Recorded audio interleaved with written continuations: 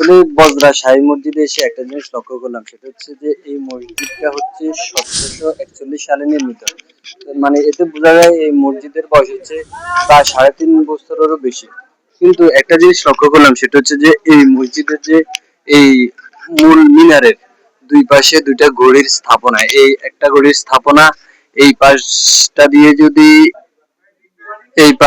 যদি আরেকটা ঘড়ির স্থাপনা দেখায়, দেখেন দুইটা ঘড়ি তার মানে মূল ফটক দিয়ে ঢুকতে যে দুই পাশে দিয়ে দুইটা ঘড়ির যে একটা মানে স্থাপন করছে, মানে এটা বাংলার ঐতিহ্য লালন করে। এতে বোঝা যায় কি, মানে ঘড়ি যে আসলে সেই সময়ের যে একটা নিরক্ষেপণা, মানে সময়ের যে একটা প্রচলন, সেটা আসলে সেই 350-400 বছর আগেও ছিল।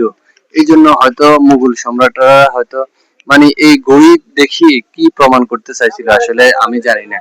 তো আসলে এই মুঘল সাম্রাজ্যগুলো অনেক ঐতিহ্য স্থাপন করে, এটাই তার নিদর্শন। এই ঘড়ি আমি আসলে আমার নানি দাদিদের কাছ থেকে শুনেছি, তারা মানে সময়টা নির্ধারণ করতো কি সূর্যের আলো দেখে, তারপরে এরকম তারা মুরগি পালতো, মুরগির আওয়াজ শুনে ফজর নামাজ পড়তো, এরকম এরকম। কিন্তু এই মুঘল আমলে সেই 350 বছর আগের এই ঘড়ি স্থাপনা গুলা কি প্রমাণ করতে চাইছিল আসলে আমি জানি না। আপনারা কেউ যদি জেনে থাকেন তাহলে অবশ্যই আমাকে কমেন্ট বক্সে জানিয়ে দেবেন। সবাই ভালো থাকবেন, সুস্থ থাকবেন। সেই বজরার ঐতিহ্যবাহী শাহী মসজিদ থেকে আসসালামু আলাইকুম রহমতুল্লাহ বারাকাতুহু।